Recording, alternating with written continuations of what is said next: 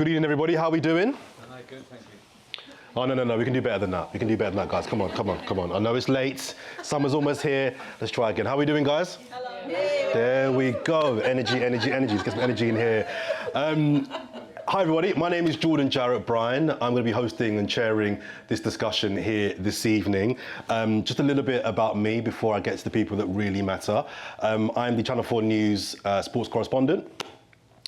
This subject actually today is really personal to me because I'm disabled. I've worked in this industry for 30 years as a journalist and latterly a broadcast journalist. I've covered the last 4 Paralympic Games. I'm the chair of the ITN Ability Network, which represents all disabled talent across Channel 4 News, Channel 5 News, ITV News, and ITN Productions. I'm the former chair of the Disability Journalism Forum, did that for a couple of years. And I started my own production company about 10 years ago called Black Academic Media, because at that point, having worked in the industry for about 8-9 years, I noticed that behind the camera, everybody that was operating was 26, male, white, and called Mark. And I couldn't quite work out why everyone was called Mark. It's like, where are the women? Where are the black girls? Where are the disabled people? And I was like, no, this isn't cool.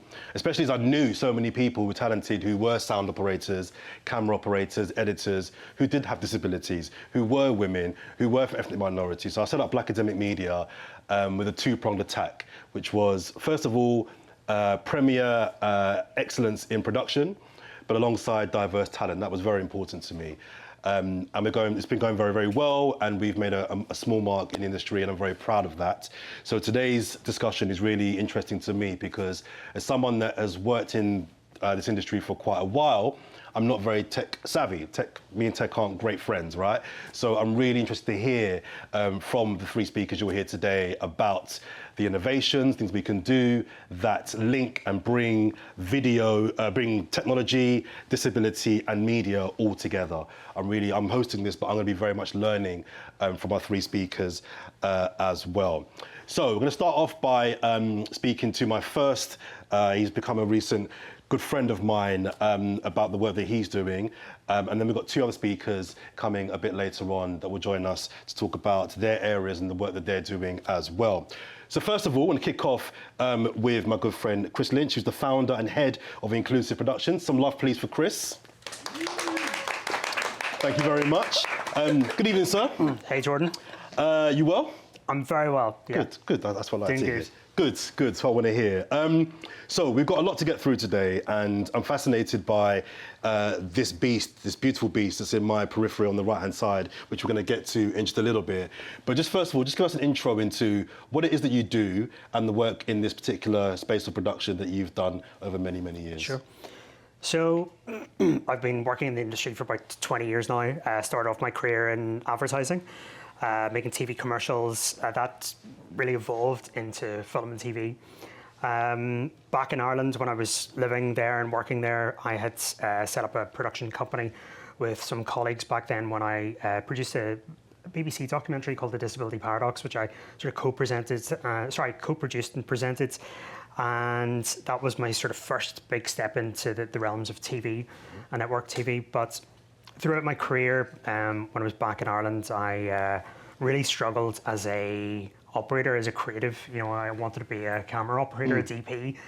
And I struggled with, although I was taking on that role in a lot of small productions that I was working on, directing, DPing, I felt that I couldn't authentically take it on because I couldn't run to the other side of the studio with a camera and a squeeze between 2 people and, get the shot type of thing. And that really played in my mind in terms of my identity, in terms of how I was presenting myself in the industry. And I guess like many people with disabilities, you're sort of pigeonholed, maybe yourself, but certainly pigeonholed by the barriers that exist. So, running a production company was a great way for me to have that freedom and autonomy to be able to do the things that I loved, yet still having to, dabble in other areas as well, just to keep the wheels in motion. So I moved over here into London about 3.5 years ago, and I set up a company called Diverse Made Media. and I was really taking a lot of the work that I was doing back in Belfast with a disability focus, but I really wanted to widen the net. I felt that, yeah, great having a disabled focus in terms of everything that you do, but I felt that's really to look at D&I the way that I was within the disabled community. There was such a greater opportunity to look at every single community that's underrepresented in our sector. So Diverse Made Media was developed on the premise of really two different distinct areas. Production, whereby we developed and curated a really amazing roster of talent from so many different communities, every single department. And that's all sort of mid to senior talent that we use for our own original content and then to bolster other productions. So it means that we're very independent. We can collaborate with other production companies without being sort of competitors. And then the technology side of things, which spawned from the camera system that I started working on back in Belfast. And that was really the start of Caerus, which you'll see here. Caerus is taken from the Greek god of opportunity. It is a self-balancing wheelchair camera system that, when I got my hands on a self-balancing wheelchair a number of years ago, for the first time, I was able to say to myself, right, okay, hold on, I can move this chair just using my core by leaning into it. I don't necessarily need to use my hands very much, so there's potentially an opportunity for me to hold a camera and move at the same time, which, got the cogs turning, and Caerus is here today as a result of that whole process. So in terms of my career, it's been quite varied. Like anyone that runs a production company, you wear many hats, depending what type of production you're thrown into. But today we have a really strong roster of 30 real core people that we use for our productions, with a network of over 500 in the industry from underrepresented communities.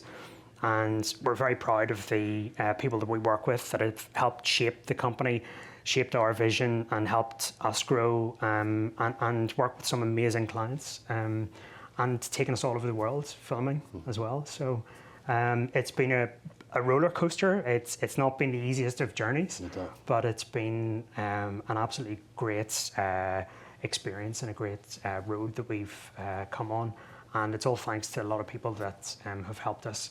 In particular, Louis, who's with us today, who's been with me for the last 3 years and has helped me immensely in various different ways. But yeah, it's been amazing, and I think one of the things that you can probably recognise as well is how adaptive and receptive our industry is to change. I mean, I think we've both seen a lot of things change over the last number of years in our sector. I think attitudes have changed. Societal, I mean, we're constantly dealing with politics, which we can't get around or avoid. But I think overall, our industry is so welcoming and supportive, which is great, and testament to this event that we're speaking at today. I mean, it's I think it's really great to see that so many people are so receptive to welcoming not only people from the disabled community, but I think the whole conversation around inclusion has come a long way. For sure. We've got a video we're going to watch in a little bit that will illustrate and show to our audience here some of the stuff, the job that you actually do. But you've teed up my next question there, which I'm going to also ask to Ali and Molly later as well, which is, just over the last 5, even 10 years, what changes have you seen in this industry in terms of accessibility for disability talent to enter this space? Once it's in this space, how easy is it to thrive in production and media? So I think one of the biggest things we can see is the amount of support that's available to people with disabilities. And this is a major factor, because I know when speaking to production companies and organizations that are thinking about bringing a person with a disability into their production, cost is the first thing that they're thinking about. How much is this going to cost me? How disruptive is this going to be? The biggest thing that I've seen in terms of change are supporting structures such as access to work, which provides an individual to support that person on set for the things that they can't typically do. Also, one of the biggest changes that I've seen is with commissioning. So previously, commissioning budgets didn't include any support for people with disabilities. And that was a big barrier for productions where they often omitted people with disabilities because, again, if there was potentially a bit of an additional cost, that people with disabilities were disadvantaged. Now you're seeing major broadcasters have side pots for support specifically allocated, so it's not eating into that commissioning budget for a production company, which is great, and as it should be. And then other things such as TAP, the TV Access Project, which I'm a member of. TV Access Project has been designed to drive disability inclusion. I sit on the accessible technology workstream, but there are lots of different work streams for different areas relating to inclusion, from accessibility, even the access to work component, which has been plagued with some challenges because of government cuts. But overall, it's designed to help ensure that people with disabilities are fully supported for different productions across our sector. So, even things like that are a massive help in terms of how we're now seeing a lot more visibility of people with disabilities, especially in behind the camera roles. And, I think the more that we see that people with disabilities are integrated into productions and the value that they can bring, then that will only increase. Love that. All right, so let's get to now the most impressive thing in the room, your creation to my right here. Caerus, talk us through just exactly what this does, and also talk us through how you went about creating this, because this is special. Yeah. This is a beast. Yeah, so it uses a chair. The chair that we use is called Jenny Zero. It's Swiss made, and it's a self-balancing chair. So think of it like the Segway. And to operate it, you lean into it. To accelerate, you lean back to brake. And it means that it's very agile because it's only got two wheels. It's very nimble. It has a top speed of 12.5 miles an hour, so you can track people running, track cars at a slow speed. And it is a tool for everyone. I mean, I originally designed this to enable me to do my job, and then obviously realized the massive benefit for people with disabilities. But then the third part to that was, like, actually, this is a tool for everyone. This is an amazing creative tool that serves everyone. It benefits people who are plagued with back problems because they're carrying heavy payloads for long periods of time, Steadicam operators, anyone that has difficulty carrying, a camera package for a long period of time. This is just the answer to it, and it is something that I really hope to see on a lot of sets now. I see it as the next gen Steadicam. You can run this for a long period of time, unlike Steadicam where you need to factor in breaks every 20 to 30 minutes for people. You can literally run this all day, and as long as you give your operators a break to go to the bathroom, then it's good to go all day. You can change the batteries out. The batteries, the range in this machine has roughly about 25 kilometers. And they're completely swappable, so you literally can keep this running all day without thinking about it. So yeah, I mean, I'm sorry, the second part to your question. No. Well, I was going to ask you next. Actually, can we get a demo? Can we get Can we get an? Absolutely, would love to. So yeah. I thought you were going to ask him, can I have a go? Well, I was going to say next. Actually, I had a go in this. Did you? When was this? December? Yeah. Late last year, and it was the most freakiest but most satisfying thing I've ever done in my entire life. It was a bit embarrassing for me, but at the same time, I could totally see firsthand how valuable this would be on set, how sturdy and strong it is, how comfortable. It's once you get used to it, and you're right, you can use your core muscles and get used to that. That's it. It's actually more comfortable than you think. Yeah, man, talk us through So what's what. there is a couple of different ways this can be set up and configured. you can operate it as you see it at the moment in single operator mode, so you can control everything yourself. The movements of the chair, the camera operation, the fizz control, focus, iris, zoom, and if, for instance, you were in maybe a high value production setting where you needed to have some complex tracking, we can actually pop this unit off. We're going to pop it off in a second just to let you see it. But the control deck, the unit that controls the camera, has a wireless range of 6 kilometers. So that could be remotely operated by an AC on set. We can actually change that out. So if you didn't want to operate it with a joystick, we can actually change that out for some of the inertia wheels that you see on jibs and cranes if you're doing a really complex tracking shot. And then you can separate this even further with a second IC taking control of focus. So it's really versatile, and that even drives the inclusive part of this conversation even more, because if you're then factoring in someone with disability that may not have the ability to control all of those things at once, the fact that you can hand off camera control is a great facilitator, because it just means that it makes the operation less complex. The chair operator is focused on the tracking and really just concentrating on the movement. So if it's like a drama series and they're following talent on the streets, they're making sure that the camera is a uniform distance from your talent, or any other setting. So yeah, so I'm just going to jump in and you see how it's. And I think I'm right in saying that those that would like to have a go on it later on, Yeah, I'm not, okay, I'm right in that. If you want, Oh, yeah. afterwards, those that can queue up and have a go, because it is really, really impressive. Yeah, took me a while to get used to it, but. So I raised the stabilizing legs, and now it's in balance mode, and I'm literally just leaning into it, and I lean back, and I can control the camera. At the same time, I've got a screen with the readout here. I've got my focus, iris and zoom, all in tactile buttons here. And yeah, it's extremely quick, extremely capable. And yeah, so we're gonna pop this control deck off and plug it into the system here, so you can see the feed on screen, and we're going to invite someone up to have a go on the controls. So I can just simply pop this off. Yeah, there we go, there's the... Okay. Or just plug this into our screen here.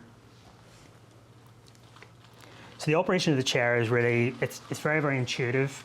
It's, for anyone that hasn't used these types of chairs before, it is a bit like, patting your head and rubbing your belly at the same time. It's a skill that you have to sort of develop and refine, but we provide the training. That's what we've developed in the Caerus Academy, to provide all the training for operators.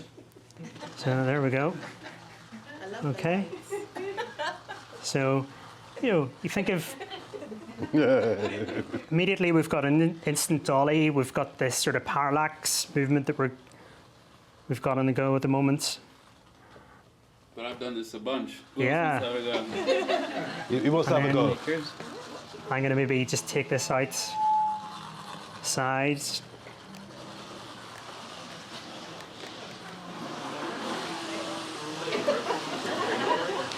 We've got a volunteer. He's gone. You can't. We still got. We still got to finish. Has he gone home? What's going on? Okay. Or you can. Here we go. Might. Building He's up gone some home and speed. he's gone home. Chris. You can see everywhere he's going. And we're going to turn to the left. Oh, really?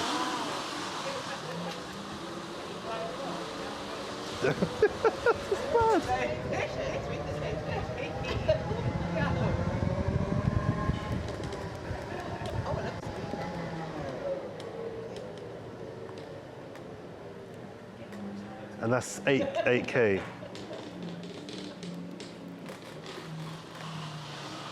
And back in.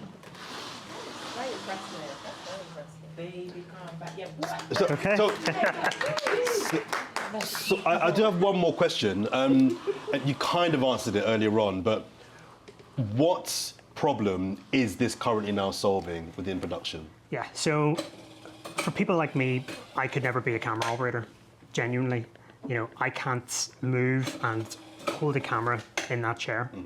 You know, I always say you need 4 arms to be a camera operator. If you're a wheelchair user, you need 2 arms to push yourself, 2 arms to hold the camera.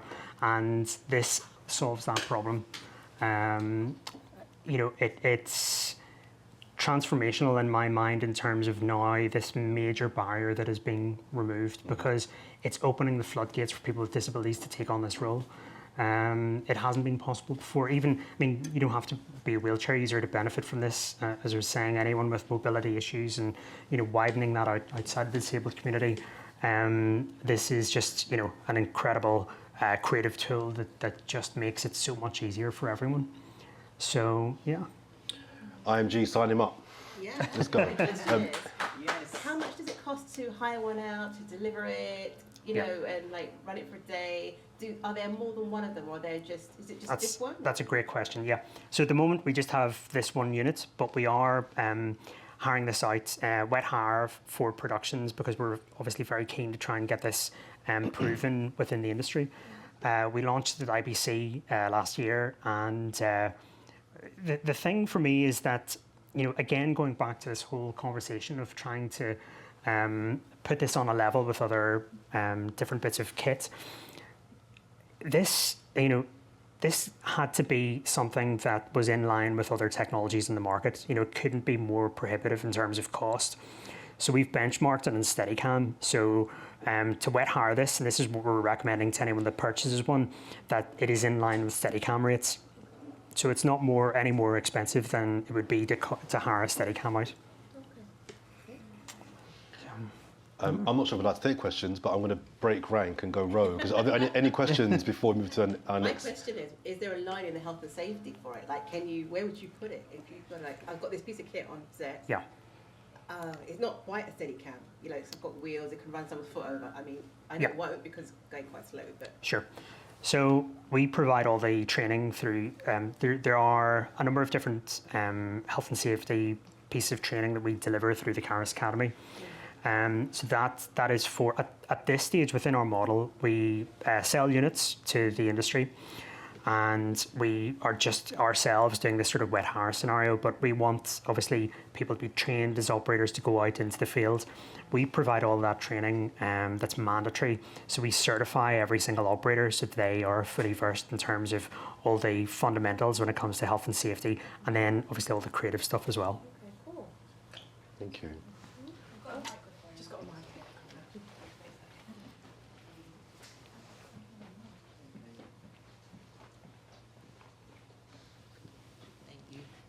Just got a mic. Right, hello. Happy New Year, you guys.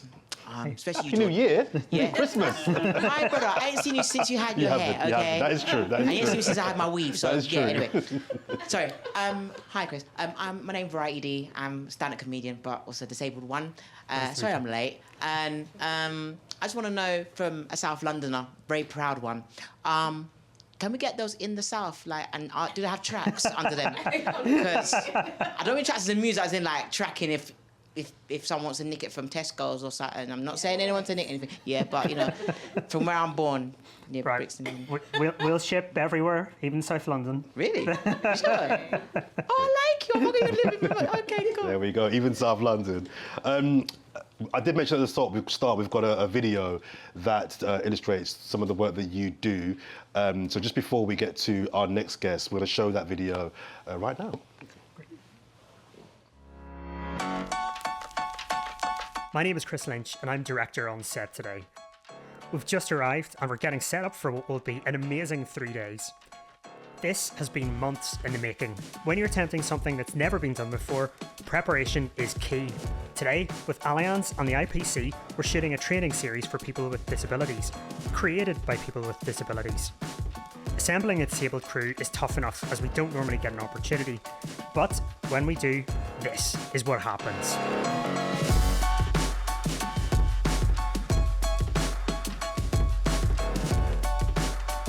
My My name's Abby. I'm visually impaired. I can see 5% out of one eye and nothing out of the other. I think it's just great to know that you can get involved, and everyone has a day one, don't they?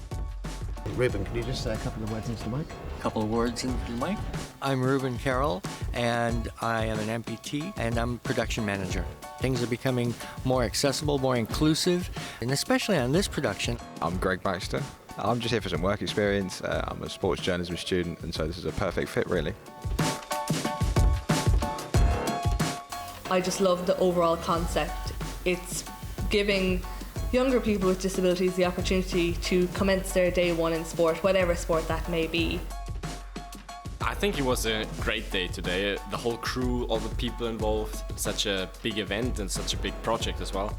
It's like I've come full circle from, you know, being the little tiny kid who wasn't sure what was going to happen in life to doing stuff like this. It's huge.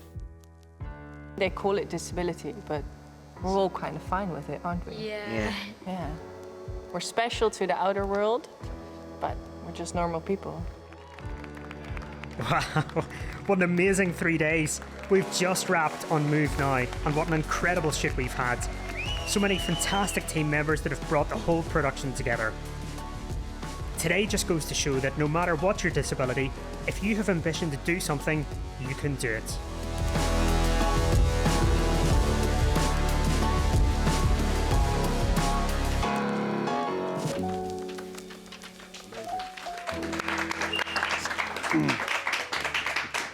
Yeah, no, a great project to be part of, and it just highlights this wider conversation about inclusion in our industry. You know, that production had roughly about 50 on set, and we worked to make sure we had, you know, about 50% of our crew were from the disabled community. So it was, yeah, a really powerful production, and we've actually retained a lot of the crew members from that production who still work with us today. Amazing. So. Chris, you're going to stay with us for this next part of our discussion. But for now, can we get some more love, please, for Chris once again? Thank you.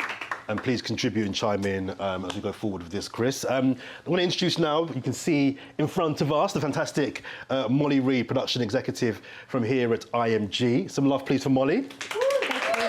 Thank you. And we have remotely, I believe, down the line, Ali Castle, creative strategist and disability consultant. Some love for Ali, please. Hello, Ali. Let me start with you, though. Oh, sorry, say that again. There's a slight delay. I just said hello. Oh, hello, hello. Are you keeping well? Yes, I'm well, thanks. I love your glasses. Very nice glasses. Okay, this is not what this is sorry, about. sorry. Let's start with you, Molly. Same question I started asking Chris, a little bit about your role and what you do here at IMG. My name's Molly. I am from IMG. We are a global sports marketing agency, and we deal with sort of many, you know, live sports broadcasts amongst other things. And my expertise here is in golf. But I have a heavy interest in DE&I. I used to work for a company called Frida, who was sort of a DE&I production company. And also as part of my job here, I am the chair of IMG's employee resource group, Free2Be, which champion DE&I. Yes. Love that. Thank you very much. And same to you, Ali. Just an introduction to yourself. Yeah, hi. So I'm a sort of freelance consultant working across the film and TV sector, specifically around supporting disability inclusion both off-screen and on-screen. And I'm coming to you remotely at the moment because I'm doing some work for Channel 4 on the Winter Paralympics, which I'm sure you're all watching. Obviously. So I advise on all things disability related, both on and off-screen. Amazing. Ali, let me stick with you then.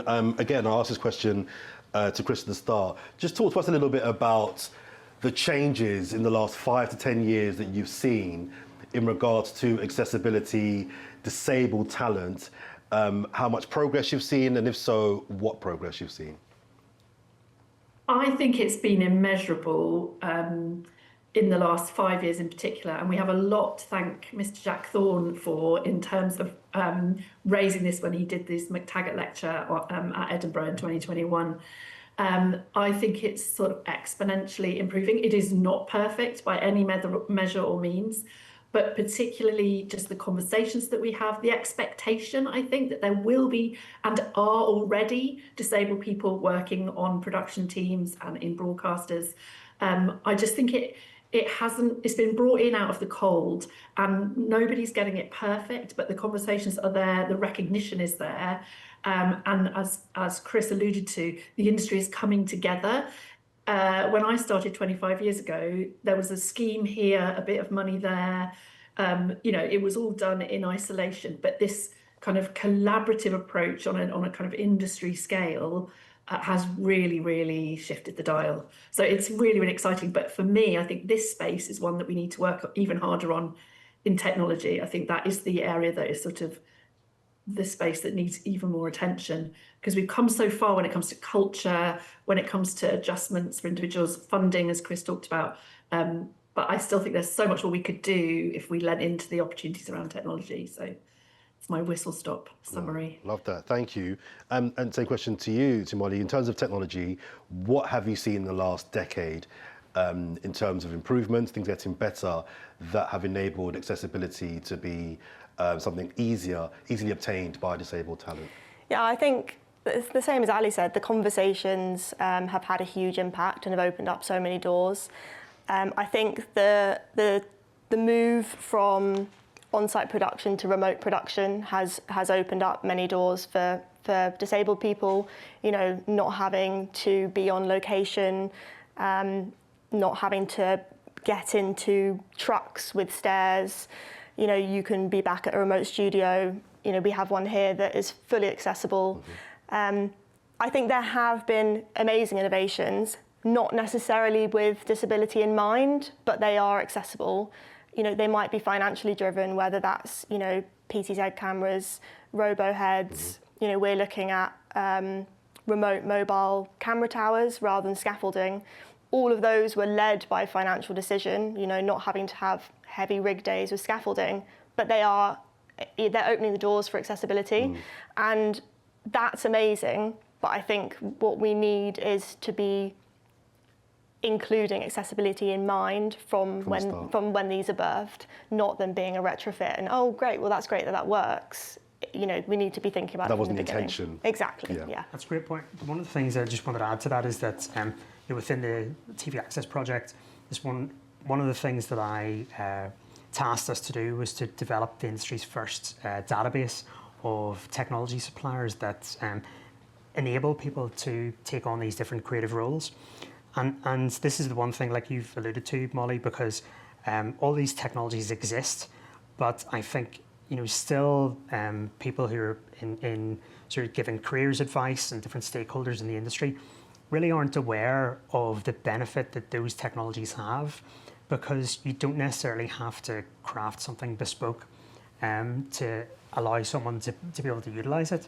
There's so much technology at our disposal. It's just that no one has been able to join the dots to say, yep, you can do this. You can be a camera car operator, a drone pilot, spider cam op, all these different things that exist. And even then, when you want to get into the detail, if someone did have an impairment that needs a special type of control, I mean, we've been talking to a company in Bristol who develop a remote control car. It's called the Agito. And they've got a controller. They can actually swap it out to have an Xbox controller or a foot control. So you've got these companies that are developing technology from the ground up, but they have the ability to actually change the control interface, which is really exciting, because it means that if you do then have someone with a particular type of requirement, then they can actually adapt it, rather than trying to deal with maybe a giant company that have just off-the-shelf products, and it would be a massive undertaking for them to make those little small changes. So it's exciting. All the stuff that's at our fingertips right now, I think is really exciting. And yeah, you hit the nail on the head. Love that. Ali, you mentioned that you're in Cardiff.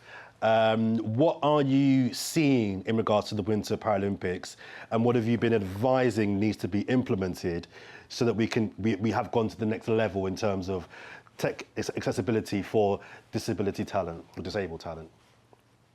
Well, what's so fantastic about the partnership with Channel 4 and Whisper is that I don't need to do that much advising when it comes to the physical space, because the remote production is coming out of the Cymru Broadcast Centre in Cardiff. Sadly, I have not made it to the mountains of Cortina. I shall have words with people. I know, but it's good because it's more accessible that we're here. And this is a space that was deliberately created to house the Paralympics and to be an accessible space. Like Molly was saying, it's also got financial benefits. It's also got other benefits in that we can attract more nations and regions talent in a space like Cardiff. Nobody's having to, it's remote, but nobody's even having to travel to London for this.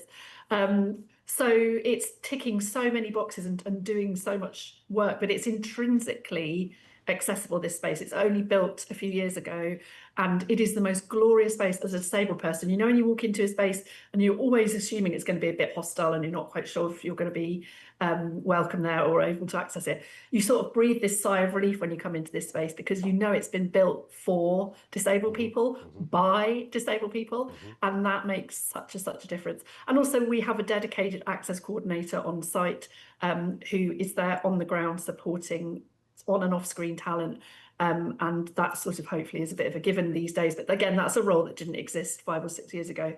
But from a tech perspective, you know, it's very smooth running here because, as Molly says, it was built in literally from the start. Molly, if we look at the sport that you work in, golf, right? How has tech visibly and tangibly improved the experiences for people working on productions who have disabilities? Yeah, I mean, massively. I was actually having a conversation with a friend last night that I used to work with, and we were talking about her first experience in broadcast, and she's deaf and wears a cochlear implant, and when she first joined television, someone essentially said to her, that being in a gallery is not going to work for you because you can't hear, and you rely on lip reading, so talkback's not going to work. And so she went away and she built a device herself, which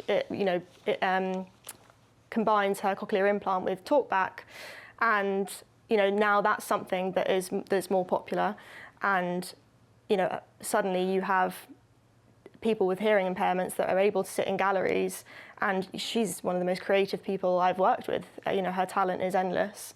So I think we've sort of touched on cameras specifically, but there are so many other areas, and I think the awareness is increasing. Even in galleries. We've done a couple of accessibility audits here at IMG Studios, and you look at the way your galleries are set up, the way the building is set up, and things like dimmable lighting, contrasting furniture in galleries and studios, making the space more accessible, not just for people with physical and mobility disabilities, but all disabilities. So it's been endless, but there is still more to do. Or in that is the next stage now on the course, ensuring that is a space where people with disabilities can work. And I was talking to you earlier about the numbers.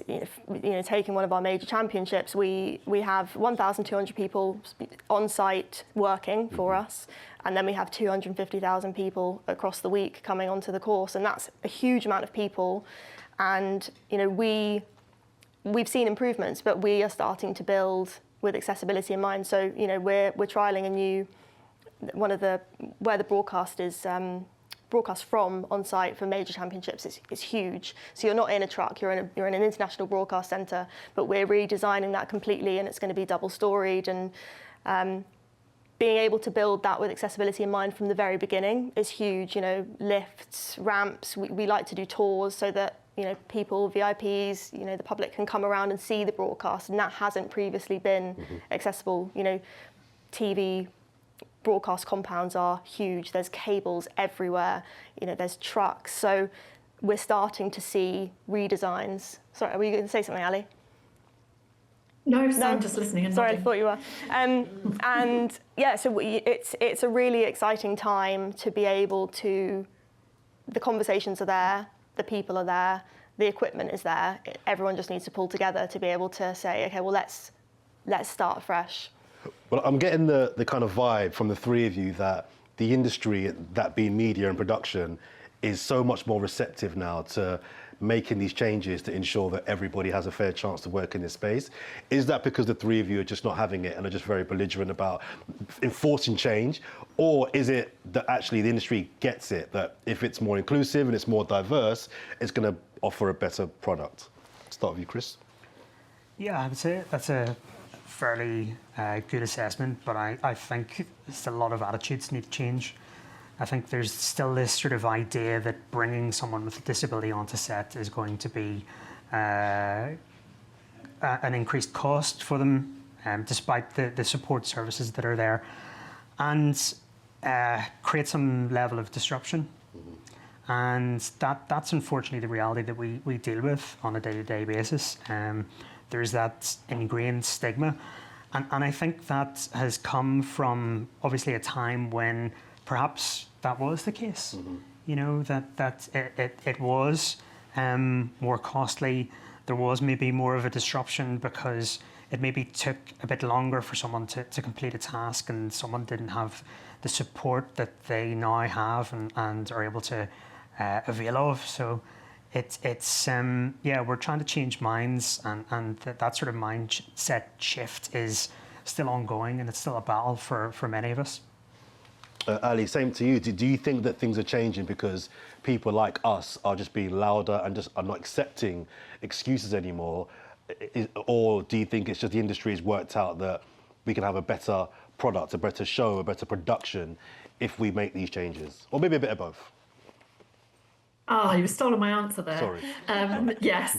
I mean, I think that's what's really powerful about the TV Access project that Chris mentioned. You know, 9 massive broadcasters and streamers, loads of industry bodies, but crucially disabled creatives co-creating solutions with the industry. And I remember, you know, being a researcher 25 years ago and feeling like I was constantly, we were knocking on the door all the time and asking to be let in just to have a conversation.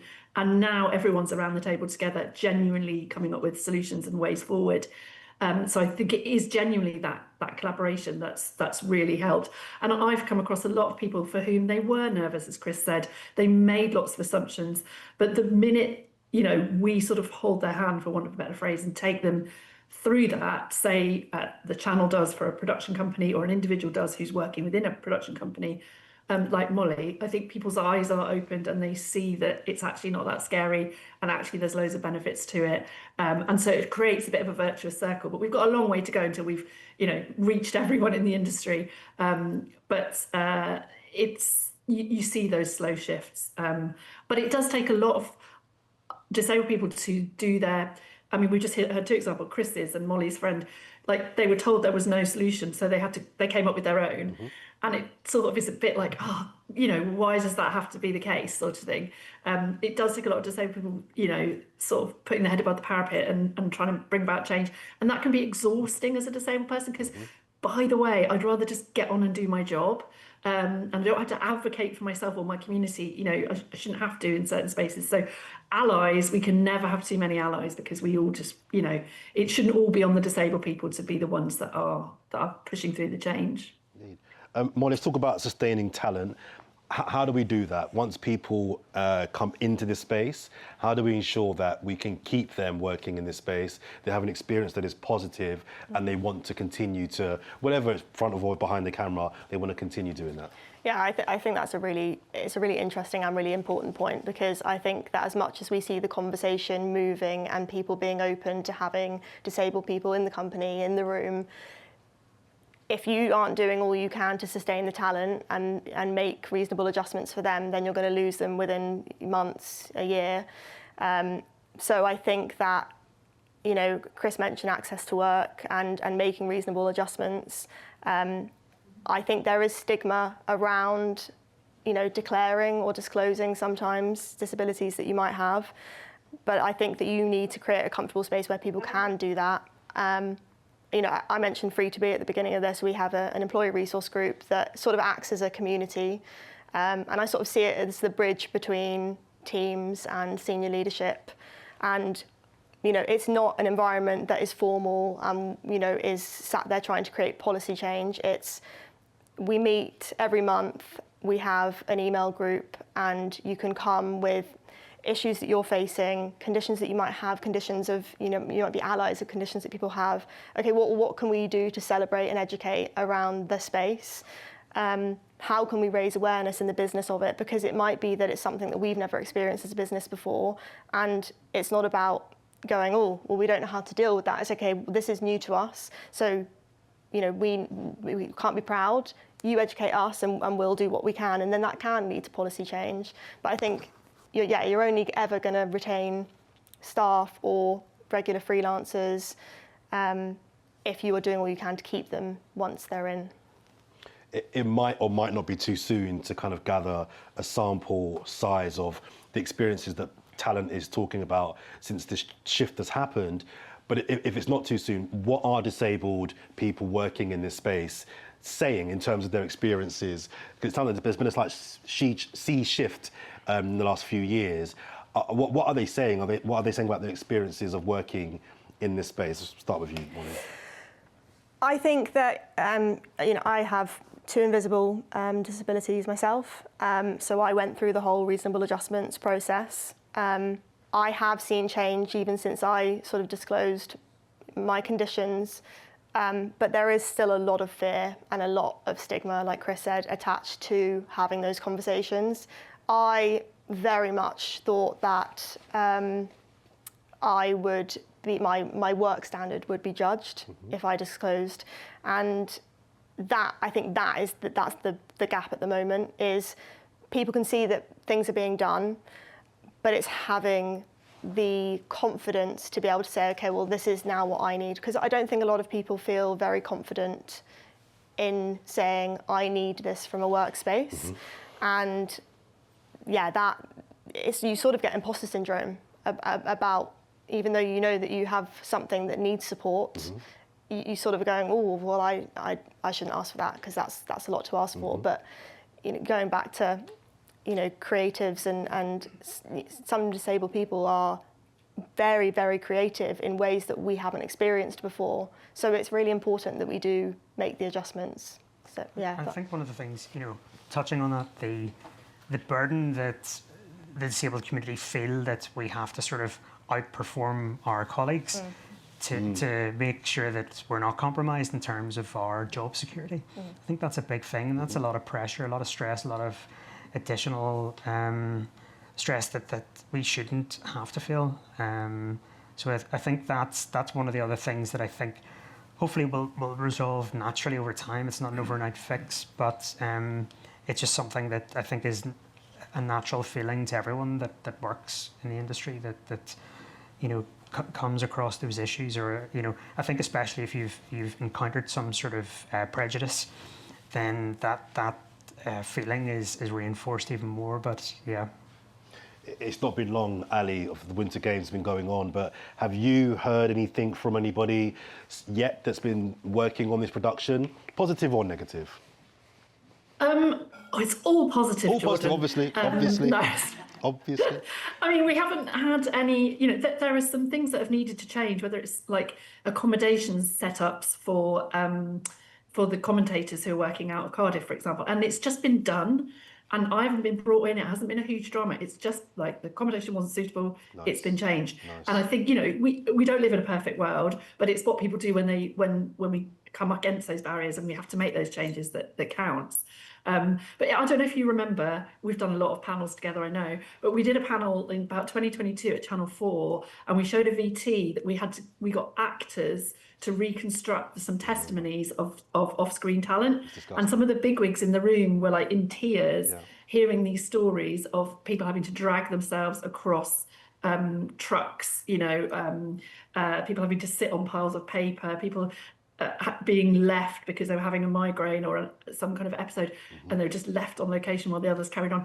Like, I don't think we see so many of those, or I don't hear of so many of those extreme examples of obvious neglect and lack of support for disabled people. But I think we shouldn't rest on our laurels and think that we've solved it all, because we don't, we clearly don't expect disabled people to wheelchair users to drag themselves across the floor anymore. But, you know, we are still living in an ableist world. We're still living in a world with loads of barriers. And there's an attitudinal element that, you know, takes ages, as we've said, to chip away at. So I would look for those low-level things because they're still there, even if those big dramatic mistakes aren't being made as much anymore. I'm not saying, by the way, that we're perfect at all, but, you know, let's not rest on our laurels, I guess is what I'm saying. One of the biggest issues that I have in my role as co-chair at ITN of Ability is we're trying to make changes in the building and to the people that we work with. But one of the biggest challenges that I and my co-chair Penny have is getting the people with disabilities to even reveal they're disabled, right? It's really something that we're struggling with because I've got a big mouth and I'll bat for anybody, right? But it's difficult for me to do that if we don't even know who in the building is disabled. But we also understand why they're not disclosing it, and there's quite a lot. And I know who's disabled in our building, but I know that it's not my place to impose myself on that individual. That might be something, and we're working on that internally at ITN. But is that something that you guys are still experiencing, or do you now sense that with the industry changing and improving, at the bare minimum, people at work are prepared to say, I have this disability, I need X? Or is it just me? Molly, start with you, sorry. I think it's a very slow domino effect. I think it's happening. And I think that the more that we remove the stigma around it and have the conversations, I think sadly, not that people like to be sheep, but if they see someone that they respect and admire having that conversation, then it might lead them to have the same conversation. Mm-hmm. But I think a really good point to raise is that a large percentage of disabled people become disabled in adulthood. So as much as you might not have someone disabled in your industry or in your department right now, they could have a life-changing event, mm-hmm. an injury, illness, and they could be in a wheelchair or have, you know, another disability tomorrow. And how are you as a business going to cope with that? And that's why, going back to the beginning of our conversation, is making sure that you are set up and designing things from the very beginning with accessibility in mind, because otherwise, it's going to end up costing you so much more down the line if you're not thinking about this, and if there is any bias associated with your recruitment processes, or do you know mm-hmm. what I mean? Yeah. I do. Chris, do you still speak to colleagues and people that you work with? You know, we're a small indie, so we're not exposed to the same sort of understanding or information as some of the larger organisations, but certainly here, like. Such as these conversations, that is still quite a recurring theme, that people are afraid to disclose their disabilities. But again, it's I don't know what the answer is. You know, it's hard, isn't it? Yeah. Because you can't force someone to say, I have X disability, I need Y. You can't force someone to say that, but equally, if the culture in the business is correct, they won't feel compelled to not. So clearly, a lot of the prejudices, the injustices rather, that we all have been talking about still exist, because otherwise people would feel naturally a lot more confident in having these open conversations. So there's definitely an underlying problem there that needs to be addressed. But there's also, sorry to jump in, there's also the data that matches it. You know, the 20% of people in the UK are disabled and only 8% in TV are disabled. So either the gap of getting people in the industry is a huge issue, or people aren't disclosing it. So that regardless of the fact that we're moving in the direction, the gap is still there with the data, which is a problem. Ali, do you still work with and work around people that are still very hesitant about asking for adjustments and requirements because for fear of losing shifts, not getting jobs, being judged negatively and prejudiced? Definitely. Yesterday, I had someone asked to stay on a call with me and disclose to me a really senior person. And that was a huge step for that person to take, to just disclose to one person. And I wrote a little email with a gag about, like, you can get a badge, but you haven't qualified for the T-shirt yet, sort of thing. But this idea that, you know, it's a real process, and we're all subject to, as disabled people ourselves, the ableism that comes at us from the wider world as well as within our industry. And so there's a lack of confidence. We often talk about non-disabled people being confident to work with disabled people, but actually most disabled people are not confident that the spaces that they enter, as I've mentioned, or the organisations they become a part of will be supportive and inclusive. And so anything that an organisation or an individual or a team leader can do to proactively communicate to a disabled person, we get it, we understand, we celebrate you, we welcome you. Again, it's that sigh of relief that then makes a person feel more confident to want to open up. So things like, you know how a lot of people have on their auto signatures, you know, please let me know if you've got any adjustments. Things like that are really powerful because it signals to me as a disabled person, or if I see a job advert that says we actively will support you with your access to work application or something like that. It's just a way of like sending me a signal that you understand and you get it, and I then feel much more confident to bring my authentic self into that relationship and into that space. So it's setting the culture, as Molly said, and I think there's so many little tips and tricks for the ways that organisations and teams can do that. Well, let's talk about invisible disabilities and bring it back to tech now as well. What can and what should we be doing with tech to ensure that people that don't have disabilities that you can see have a better working experience in the production sector? Yeah, I mean, obviously we spoke about hearing loss and the cochlear implant, which I think, you know, will go miles in the future. I think in terms of, you know, neurodivergence, for example, there are, you know, people can be very oversensitive to lighting, to sound. So I think having galleries, trucks that have, you know, dimmable lighting, lower lighting, varying talkback levels, I think is important. But, you know, not just in the tech, the workspace, you know, for example, here, a large percentage of the areas are open plan, and you're seeing that more in businesses because they're deemed collaborative, but they're not always inclusive for neurodivergent people. It can be very overstimulating. So I think that's an education piece again, and I think we're learning all the time, but it's people having the confidence to put their hand up and say, actually, this doesn't work for me, and that might be a reasonable adjustment, you know, where, you know, whether you need to work from home more often or have a quieter space, or, you know, when new offices are being built, that they have those in mind from the beginning. And, you know, chronic illnesses might be less to do with tech, but, you know, there is, you know, chronic pain, fatigue, and I'm not sure what we can do in the tech space to help that, but I think it's more awareness of long hours and access and breaks and, yeah, all of those sorts of things. Chris, how many more of you are there out there? So how many more innovators, creators, people that understand the need to make more things like this beautiful machine you're working on right now, or sitting on right now, should I say, are there out there? I think very few. Without sounding arrogant, I mean, I feel I've been very fortunate in the career that I've had, and the independence that I have as a disabled person. You know, I've been able to sort of carve my own path, and that's thanks to my, you know, just the ability that and the fortune that I've had in terms of creating my own company and having the autonomy to do various different things and take on projects such as Caerus. Not a lot of people have that same opportunity, and you know, it's tough. You know, it's I think we're certainly disadvantaged, but you know, the advantage, the creative advantage that people with disabilities add and the value that they bring can't be discounted. I mean, I always talk about, there's a guy called Andy Nairn who runs an advertising agency in London called Lucky Generals, and he wrote a book. I should be on commission for recommending this. It's called Go Luck Yourself. It's a great book on branding, but he talks about, you know, people with disabilities being the most creative in the world and society because we are problem solvers.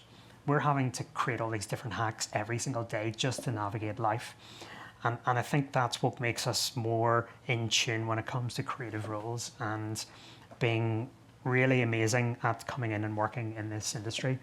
And, you know, I think the big thing that I want to see, you know, in terms of one of these takeaways now, looking at how the industry is being shaped, is that people will just take an opportunity to, you know, bring down those walls, those barriers, remove some of those ingrained stigmas and stereotypes that they have built in, and give people with disabilities a chance. Because the technology now exists, you know, the people are there, they're willing, And I think, with a combination of formula of all these different ingredients and with a change in attitudes, then we're going to see big things for the next couple of years. Ali, I don't know if you heard or caught when Chris mentioned earlier on about cost often being an excuse posed to why we can't employ this person in a wheelchair, or we've heard all those stories. Do you have any ideas as to how we can use technology to showcase and prove how actually, if you invest in the right tech, in the long run, you might end up saving money at all? No. Okay. Great. Okay. Maybe there isn't one. I'm not necessarily the tech expert here. No, you're not. I do know that was unfair, LED lights end up saving you more in the long term, I think. But I did want to say about AI. I don't know enough about AI personally, but I do. Molly mentioned neurodivergence, and I think there might be something in opportunity around AI supporting people who are neurodivergent, not to kind of cure them or change their way, but to sort of enhance, support the way their minds work and to sort of leverage that and take that in different creative directions. So I don't know, but I think there might be something in AI. Maybe, but as I say, tech's not really. No, that was the wrong question. But I totally agree with the principle that if you invest early, it saves you money later. Agree. Let me close by asking all three of you this question. What is the win, right? What does a successful, you're at Channel 4, where I am, IMG, you work with various people. What does a successful company that is tech savvy but also fully inclusive for people with disabilities, what does that look like? Start with you, Molly. More people in the door, more disabled voices in the room, because I think to make change, you need to have disabled people in the room in the first place. They are the voices that we need to make the change. You then need to be able to retain them and make sure that they are happy.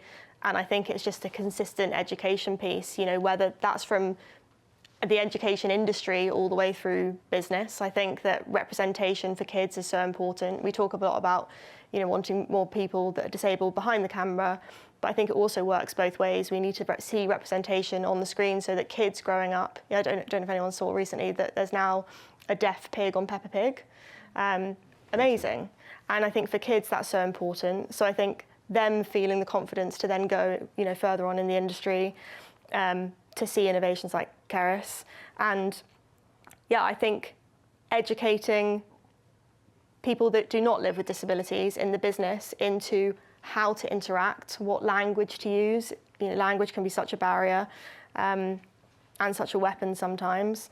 And to be able to have the confidence to say, okay, how does this impact your life? And what do we need to do as a business? Or what do I need to do as an ally or as a friend? So I think it's consistent education and actually seeing that gap in stats reduce. Yes. Same to you, Ali. I take that and I raise you also having a disabled person as a CEO or a channel controller or a really, really big wig. You can't see it. No, wait, can't be it till you see it. And I think that someone in extremely high leadership who is in the industry could be a real figurehead and could run an organisation like with an access first and inclusion first kind of lens on the way they go about things. Like imagine someone like Chris running the BBC. Chris for DG, that's what I say. Let's get it trending. But I do think, yes, I really think that it's that leadership piece. And as Molly said, people fall away and we don't have enough mid and especially senior level talent. And so when we get to that point, I'm going to retire. Nice, I'm looking with forward you. to that moment. I'm with you. I started by asking you, Chris, the last 10 years, what changes you've seen. Looking forward to the next 10 years, what does success look like for people with disabilities working in production houses and production spaces, in particular with the advancement of technology? I think one of the things that I refer to when it's being discussed around representation on screen is this sort of idea of proportionate representation, that we're sort of striving to reach those levels of 20-25%. I think that's got a long way to come, but even trying to work towards that when we look at behind the camera roles is something that I really want to see happen, or some sort of roadmap in terms of how we try and get there and increase that. But look, I think one of the big things, like there's a two-pronged thing here. There is the attitudinal, process that needs to adapt even further. I mean, we've discussed this, and we can see obviously a lot of positive things happening, but there has to be the confidence as well from within the disabled community that I think I've yet to see, because when I developed this technology, I thought the floodgates would open. I thought people within the disabled community would be knocking down the door, and don't get me wrong, that they are in many ways. I'm getting messages, on a regular basis, but it hasn't been to the extent that, I thought it would be, immediate and, hordes of people coming through. But there's just not the awareness. I think people with disabilities have been resigned to the fact that they can't do these different roles. So there's not the confidence to go out there and to say, can I do this? Because they're being turned down at a very early stage to funnel them into maybe doing something like writing or, a desk-based job. So I want to see, that's the big thing now over the next 10 years is I want to see the confidence from the disabled community to come out and really aspire and want to do these different jobs, and then for them to be facilitated by studios, broadcasters, production companies, and at the heart of it, the technology that exists is that facilitator that is bridging the gap. I'm getting the wrap-up look in the corner here, but I'll just squeeze in one more quick question. Quick answers, guys. What should everybody in the room here be asking their boss or telling their bosses in terms of advancing the experiences of disabled people in whatever production house, broadcaster they work at? Ali, you first. Oh, good job, I got one up my sleeve. My one is always have disability on the agenda. Whatever your meeting, whatever your project, whatever your business strategy, where is the access and disability inclusion element of the conversation? And if you literally have it on the agenda, you can, and you ask yourself, are there any access needs? You can't go wrong because you've started the conversation. Thank you. Molly? Yeah, very similar to Ali. I think that, we're a creative industry, a creative business, and we're constantly looking at innovations. And so I think the question we need to be asking ourselves is when we have those innovation meetings is, are they accessible? And if they're not, why not? And how can that change? Thank you. Yeah. Lastly, Chris. Can't really add to that. I mean, the only other thing is when making decisions then to make sure that the community are part of that whole process. Instead of trying to make decisions on behalf of us or thinking what's best, because we're the best people to try and help shape that change in a positive way. Thank you. Chris Lynch, Molly Reid, Ali Castle, thank you very much. Some love for our panel, please. And just to say that I'm really enthused by what the three of you started by talking about, the changes that are happening. I'm seeing less of it in my immediate circles, I'll be honest, but knowing that there's so much better happening elsewhere makes me very, very, very excited about where we could be this time next year. I've been watching the Winter Paralympics, Ali. I've been very impressed on various things, and obviously your fingerprints are all over it.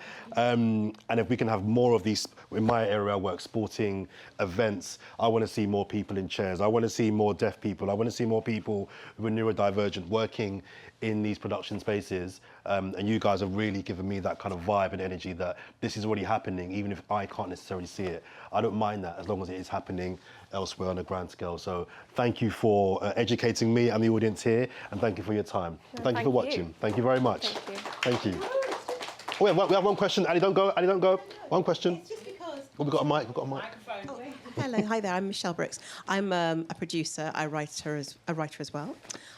My question is, because I can't understand why somebody would be against diversity of any kind, and the reason why is, okay, so I may not be obviously have a disability, but I'm getting older. Like, I don't necessarily want to see stairs do you know what I mean? I'm getting to that age. So when you were talking about or asking the question about how does it benefit us, hours and hours of training have gone into me becoming a TV creative and a director. And so how it benefits us, obviously, is the fact that you are keeping more women and more people who might be getting older or more tired in the industry. Like, you have so many camera operators, you're saying, steady camera operators who've been carrying kit all their lives, people on dollies.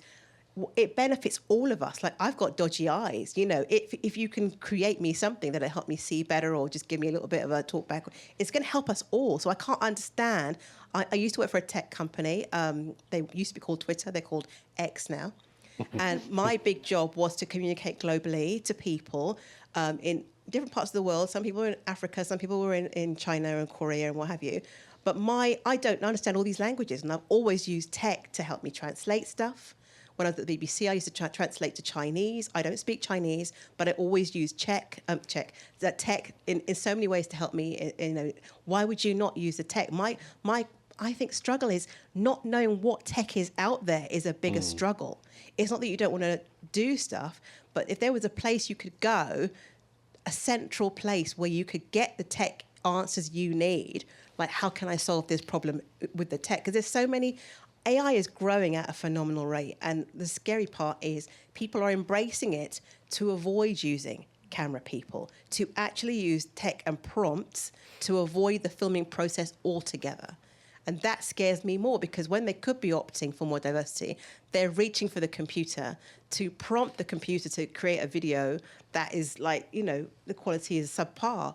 But that for me scares me more, because then there are obvious technical benefits to all of us, you know, and I think it's going to help us as an industry. If we don't, like, I walk into a room and I'm doing a health and safety assessment for a shoot, and I see cables everywhere, I see, you know, raised levels, and I'm in my 50s now, and I don't want to do it. I see a huge load of stairs, and I'm thinking, like, no, it's not even about the wheelchair person, it's about me. Like, you know, so how would it benefits us all. So I can't understand why. I really think that there are just not a variety of people in the room per se. I think there's not enough women in the room, there's not enough older people in the room, because they hit 40 and they're feeling like, oh, I can't do this anymore because I'm getting tired. When if there were a knowledge about the things that are out there that made working in TV accessible for everybody, you wouldn't feel embarrassed about coming out and saying, oh, I've got an eye problem, or I've got a bit of a hearing issue, or whatever. You wouldn't feel embarrassed, because you'd know there's tech that can sort that, you know. And that was always my thing, even at Twitter. I was not a coder, but my boss knew I didn't code.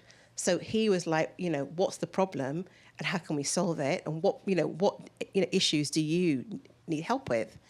And I think that's what we've all got to embrace, is like, all of us, any one of us could become so-called, like, disabled, whatever that means. You know, my cousin was deaf when I grew up.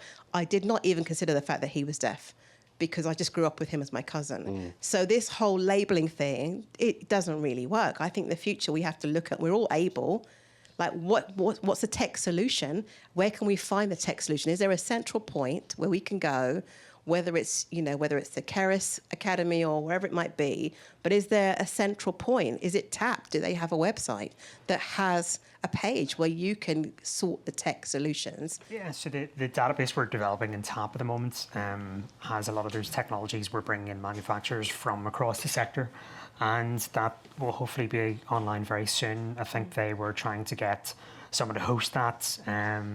But yeah, it is something that's in development at the moment, so that'll definitely be a good resource. That's what we need. We need that central point. Yeah. Where we know if we can solve these problems, if we can find the tech that can do it, we all know can fix these problems. But it's just yeah, you're right. But I think one of the problems though is that because it's TAP, it is more disability focused, whereas you're right in saying that it needs to be something a bit more universal for everyone. I think the point that was made by you, Molly, and also you, Chris, which you touched on there, is it starts with everybody relevant being in the room from the get-go. I think if you have a leadership team, whatever company you work for, that has women, has ethnic minorities, has older people, has younger people, has disabled people, then all of these things are done from the get-go, rather than it being an afterthought, where, as you mentioned, it costs more money. It costs more money to save money. Exactly, all of it, because I see people leaving the industry at a phenomenal rate because they're having kids. That's crazy.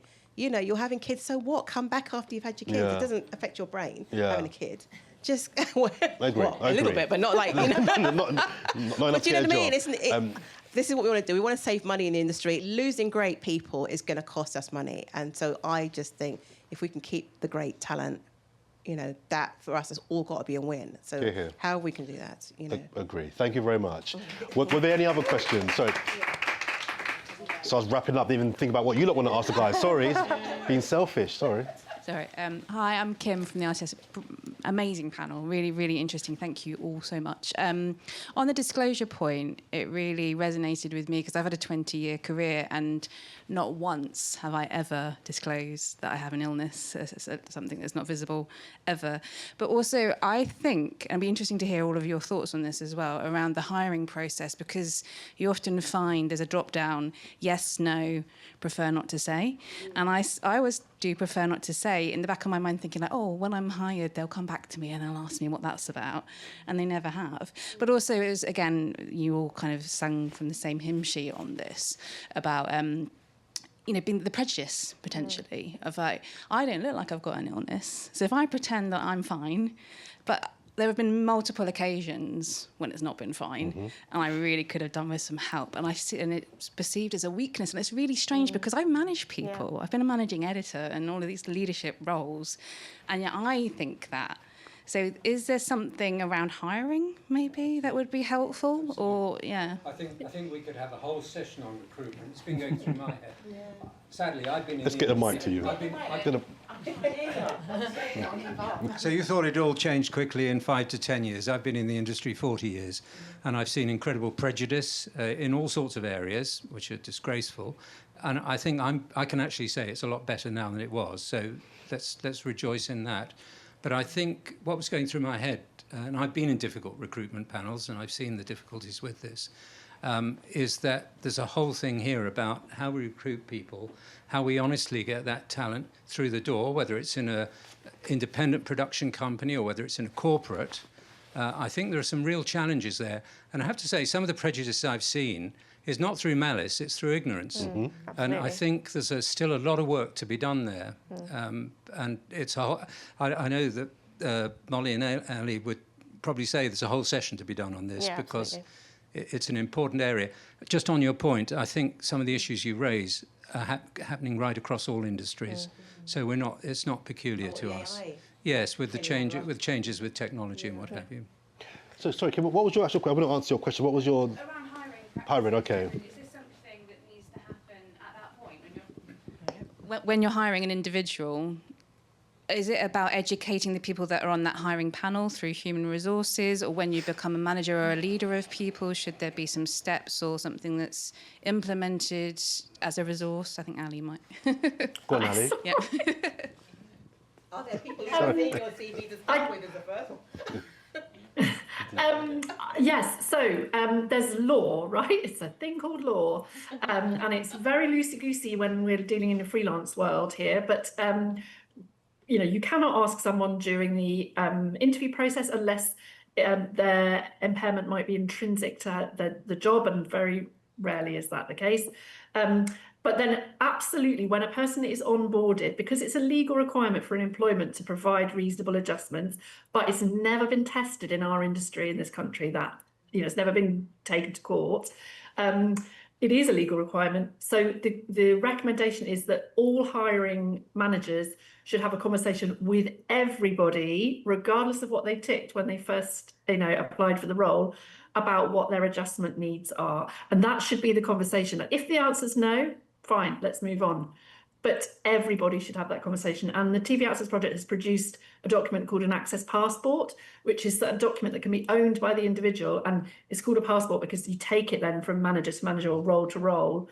And that should be a normal, standardised conversation when someone starts a new role. Have you got an Access Passport? Shall we go through it?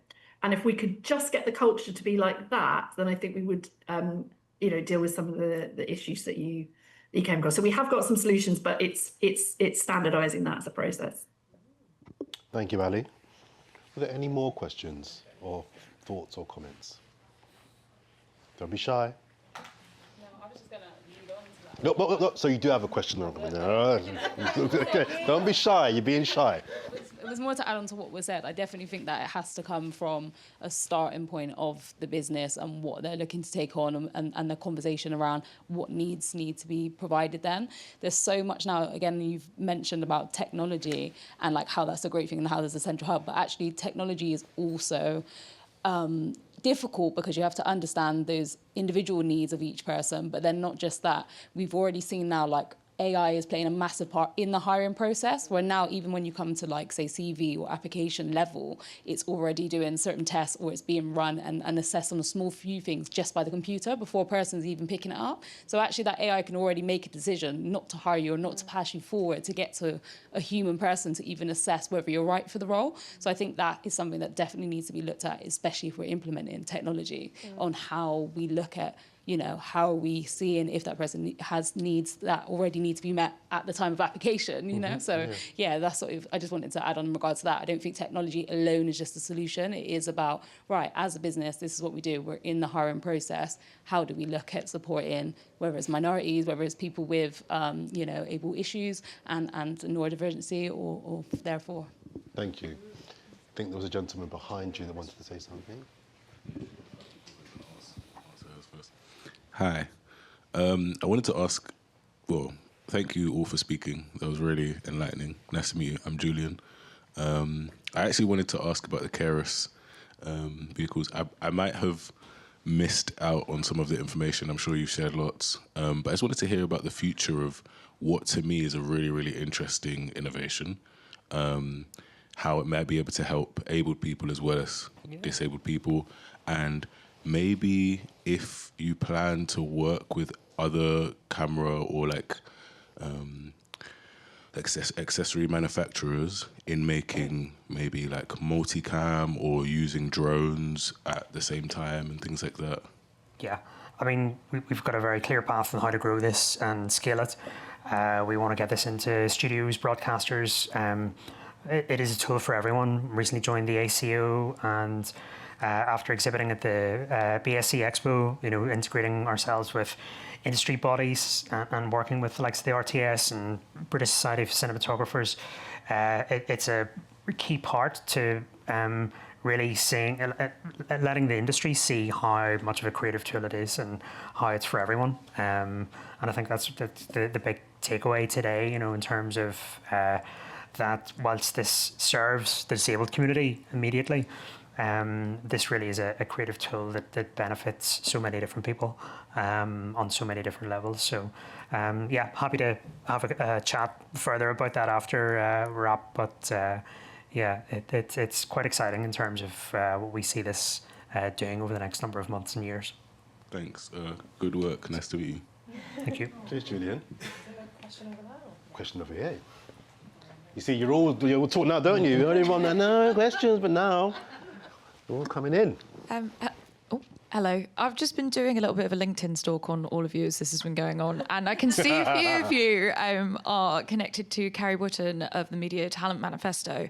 And I just wanted to tie that back to what we were talking earlier about young people, particularly with disabilities and stuff. And I guess what, we're talking about the future and things that we see coming, I guess, in terms of empowering disabled young people and also getting able-bodied young people kind of across this and understanding the needs. And I guess what initiatives are there that are going on that you think are kind of the future, and is there anything that's really exciting you there? Oh, who wants to take that one? Don't be shy, guys. I mean, initiatives, we want to see initiatives happening with our technology, but we need stakeholders like broadcasters and studios to take the first step to invest in us. We've now developed the technology, but we need it to be established, and that only comes through funding. And we would love to be part of a program that sees a number of these units rotating across different productions, where we can train new cohorts of creatives, both, as you say, disabled and non-disabled. And that is fundamentally what we see as our role over the next number of years. Doing these types of projects and initiatives. But we can't, we're a small company. We're a fledgling startup in many ways, and it's very difficult for us to take that on. I created this technology out of means and necessity, but as a company, we don't have the resource to be able to scale it as needed. So we are heavily reliant on support throughout the industry to make that happen. And that's why it's really important that we get that support industry-wide, and we're certainly asking for that help. Go on, Sorry, I was just going to say, there are initiatives popping up all the time. There's the Disabled Writers in Development as well, which is funded by ITV, and they fund I think it's 4 writers annually, disabled people, and essentially putting them in front of commissioners to be able to pitch their stories, which is a great initiative. And you've got initiatives like Screen Skills, which help educate the wider industry. So there are initiatives out there, but new ones are popping up all the time. Thank you very much. Any final questions? Okay, that is the proper wrap now, guys. Let's get another round of applause for yourselves and the panel, please, guys.